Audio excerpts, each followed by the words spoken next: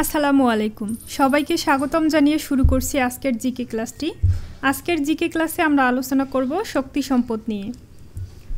তো ক্লাসের শুরুতেই আমরা জানব শক্তি সম্পদ কী।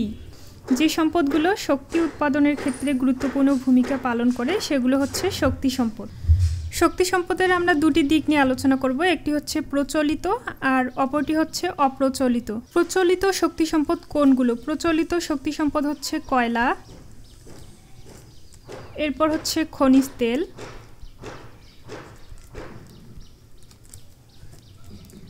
প্রাকৃতিক গ্যাস, এগুলো হচ্ছে প্রচলিত খনিজ সম্পদ। আর অপ্রচলিত খনিজ সম্পদ কোনগুলো? অপ্রচলিত খনিজ সম্পদ হচ্ছে সৌরশক্তি, জোয়ার ভাটা শক্তি,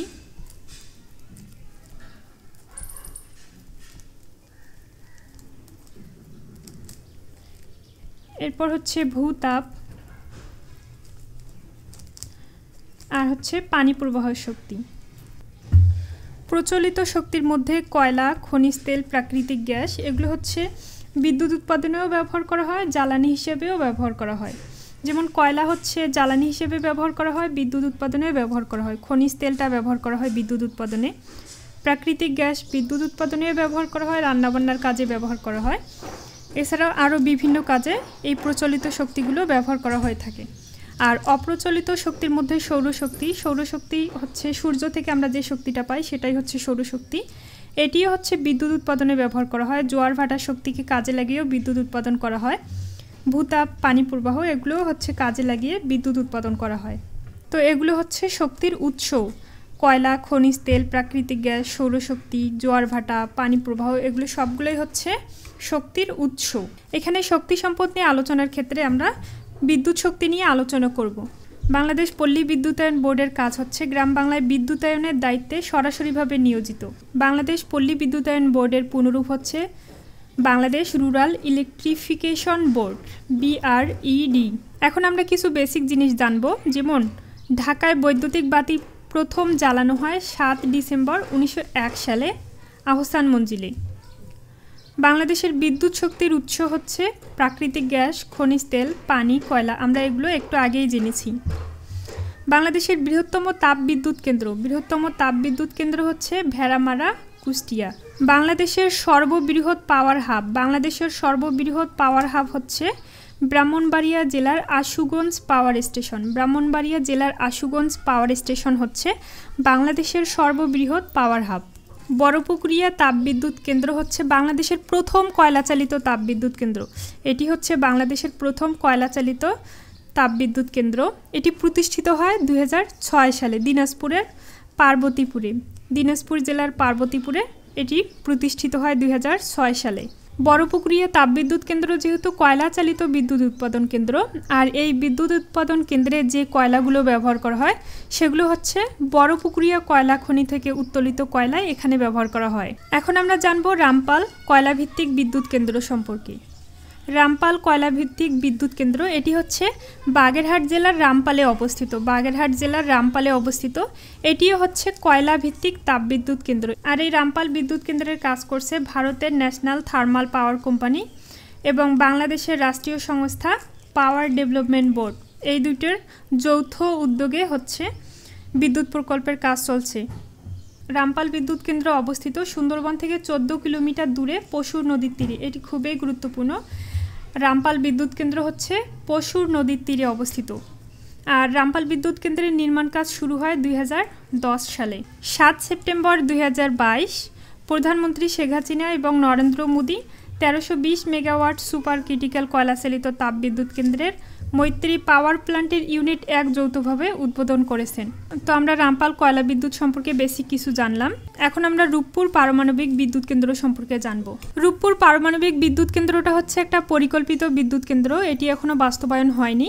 রূপপুর পারমাণবিক বিদ্যুৎ কেন্দ্র হচ্ছে 2.4 গিগাওয়াট বা 2400 মেগাওয়াট ক্ষমতা সম্পন্ন একটি পারমাণবিক বিদ্যুৎ কেন্দ্র, যেটি হচ্ছে পাবনা জেলার ঈশ্বরদী উপজেলায় রূপপুর নামক স্থানে নির্মিত হচ্ছে। পাবনা জেলার ঈশ্বরদী উপজেলায় এটি হচ্ছে বাংলাদেশের প্রথম পারমাণবিক বিদ্যুৎ কেন্দ্র।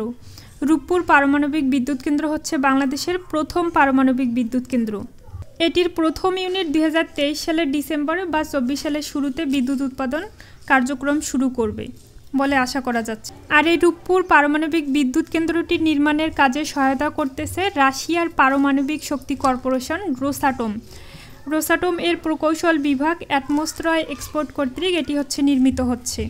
এই পারমাণবিক বিদ্যুৎ কেন্দ্রটির বাণিজ্যিকভাবে মেয়াদ 60 বছর। কর্ণফুলী পানিবিদ্যুৎ কেন্দ্র সম্পর্কে আমরা এখন জানব। কর্ণফুলী পানিবিদ্যুৎ কেন্দ্র বাংলাদেশের একমাত্র জলবিদ্যুৎ কেন্দ্র। এটি বাংলাদেশের একমাত্র জলবিদ্যুৎ কেন্দ্র। এটি অবস্থিত রাঙ্গামাটি জেলার কাপ্তাই উপজেলায়। কর্ণফুলী পানিবিদ্যুৎ কেন্দ্রে মূলত কাপ্তাই বাঁধের পানি থেকেই বিদ্যুৎ উৎপাদন করা হয়। কর্ণফুলী নদীর উপর বাঁধ নির্মাণ করে কাপ্তাই হ্রদ তৈরি করা হয়। আর এই বাঁধ নির্মাণের কাজ শুরু হয় 1961 সালে এবং নির্মাণ কাজ শেষ হয় 1962 সালে। আর কাপ্তাই বাঁধের সঞ্চিত পানি থেকেই কাপ্তাই পানিবিদ্যুৎ কেন্দ্রে বিদ্যুৎ উৎপাদন করা হয়। 1962 এবং 1988 সালের মধ্যে এখানে সর্বমোট 230 মেগাওয়াট বিদ্যুৎ উৎপাদনের ক্ষমতা সম্পন্ন জেনারেটর বসানো হয়। কাপ্তাই হ্রদটা বাংলাদেশের বৃহত্তম কৃত্রিম জলাশয়। কাপ্তাই হ্রদ বাংলাদেশের বৃহত্তম কৃত্রিম জলাশয়। এখন আমরা সৌরবিদ্যুৎ কেন্দ্র সম্পর্কে জানব। তো বাংলাদেশের প্রথম সৌরবিদ্যুৎ কেন্দ্র নরসিংদী জেলার রায়পুরা উপজেলার পাড়াতলীতে। এটি বাংলাদেশের প্রথম সৌরবিদ্যুৎ কেন্দ্র। আর দেশের প্রথম সরকারি সৌরবিদ্যুৎ কেন্দ্র কাপ্তাই রাঙ্গামাটি। এটি প্রথম সরকারি সৌরবিদ্যুৎ কেন্দ্র। বাংলাদেশের সর্ববৃহৎ 50 মেগাওয়াট ক্ষমতা সম্পন্ন সৌরবিদ্যুৎ কেন্দ্র ময়মনসিংহের গৌরীপুর উপজেলার সুতিয়াখালীতে অবস্থিত। বাংলাদেশের প্রথম বায়ুবিদ্যুৎ কেন্দ্র অবস্থিত ফেনী জেলার উপকূলীয় সোনাগাজীতে অবস্থিত মুহুরী প্রজেক্ট বা মুহুরী বাঁধ এলাকায়। আর এই বায়ুবিদ্যুৎ কেন্দ্র থেকে 2006 সালের মাঝামাঝি সময় থেকেই পরীক্ষামূলক বিদ্যুৎ উৎপাদন শুরু হয়। 2006 সালের মাঝামাঝি সময় থেকেই পরীক্ষামূলক বিদ্যুৎ উৎপাদন শুরু হয় এই বায়ুবিদ্যুৎ কেন্দ্র থেকে। আমরা এখন কিছু বেসরকারি বিদ্যুৎ উৎপাদন কেন্দ্র সম্পর্কে জানব। বেসরকারি খাতে দেশের বৃহত্তম বিদ্যুৎ কেন্দ্র নারায়ণগঞ্জ জেলার মেঘনাঘাট বিদ্যুৎ কেন্দ্র। এটি বেসরকারি খাতে দেশের বৃহত্তম বিদ্যুৎ কেন্দ্র। বেসরকারি খাতে দেশের বৃহত্তম বিদ্যুৎ উৎপাদন কেন্দ্র ভাসমান বার্জ মাউন্টেড বিদ্যুৎ কেন্দ্র। এটি 1998 সালে খুলনায় চালু হয়। আরেকটি ভাসমান বার্জ মাউন্টেড বিদ্যুৎ কেন্দ্র বিজয়ের আলো। এই বিজয়ের আলো ভাসমান বার্জ মাউন্টেড বিদ্যুৎ কেন্দ্র সিরাজগঞ্জ জেলার শাহজাদপুরের বাঘাবাড়ি নৌবন্দর এলাকায় অবস্থিত। এটি জাতীয় গ্রিডে বিদ্যুৎ উৎপাদন সরবরাহ শুরু করে 10 সেপ্টেম্বর 1999 সাল থেকে। তো আমি এই ক্লাসগুলো নিলাম আমাদের জিকে ম্যাজিক বই থেকে। যারা আপনারা জিকে ম্যাজিক বইটি কিনেছেন তারা জিকে ম্যাজিক বই থেকে সহজেই ক্লাসগুলো করতে পারবেন। আর যারা জিকে ম্যাজিক বইটি অর্ডার করতে চাচ্ছেন তারা ভিজিট করুন nahid24.com অথবা আপনাদের নিকটস্থ লাইব্রেরিতেও যোগাযোগ করে দেখতে পারেন। এখন আমরা জিকে ম্যাজিক বই থেকে শক্তি সম্পদ নিয়ে যে বিগত বছরে প্রশ্নগুলো এসেছিল সেগুলো আমরা সলভ করব। যেমন বাংলাদেশের যে জেলায় প্রথম সৌরবিদ্যুৎ প্রকল্প চালু হয় আমরা একটু আগেই পড়লাম নরসিংদী জেলায়। বাংলাদেশ পারমাণবিক বিদ্যুৎ কেন্দ্র নির্মাণের জন্য কোন দেশের সাথে চুক্তি করছে বা কোন দেশ বাংলাদেশকে পারমাণবিক বিদ্যুৎ কেন্দ্র স্থাপনে সহায়তা করবে? এটি রাশিয়ার রোসাটম যে সংস্থাটা আমরা পড়লাম সেটি হবে। এরপর বাংলাদেশের একমাত্র জলবিদ্যুৎ কেন্দ্র কোথায় অবস্থিত? একমাত্র জলবিদ্যুৎ কেন্দ্র কাপ্তাই। রূপপুর পারমাণবিক বিদ্যুৎ কেন্দ্রটি কোথায় অবস্থিত? এটি পাবনায়। রামপাল বিদ্যুৎ কেন্দ্রটি কোন নদীর তীরে অবস্থিত? পশুর নদীর তীরে অবস্থিত। বাংলাদেশের প্রথম কয়লাভিত্তিক বিদ্যুৎ কেন্দ্র কোথায় অবস্থিত? প্রথম কয়লাভিত্তিক বিদ্যুৎ কেন্দ্র বড়পুকুরিয়া দিনাজপুর। এটি প্রথম কয়লাভিত্তিক বিদ্যুৎ কেন্দ্র। তো আমরা আজকে শক্তি সম্পদ নিয়ে আলোচনা করলাম। নেক্সট ক্লাসে আলোচনা করব শিল্প সম্পদ নিয়ে। যারা আপনারা আমাদের ক্লাসগুলো করার পাশাপাশি টপিক ভিত্তিক পরীক্ষা দিতে চাচ্ছেন, টপিক ভিত্তিক পরীক্ষা দেওয়ার জন্য আপনারা ভিজিট করুন nahid24.com অথবা nahid24 অ্যাপের মাধ্যমে আপনারা টপিক ভিত্তিক পরীক্ষাগুলো দিতে পারবেন। তো আজকের ক্লাসটি এ পর্যন্ত। সবাই ভালো থাকবেন। আল্লাহ হাফেজ।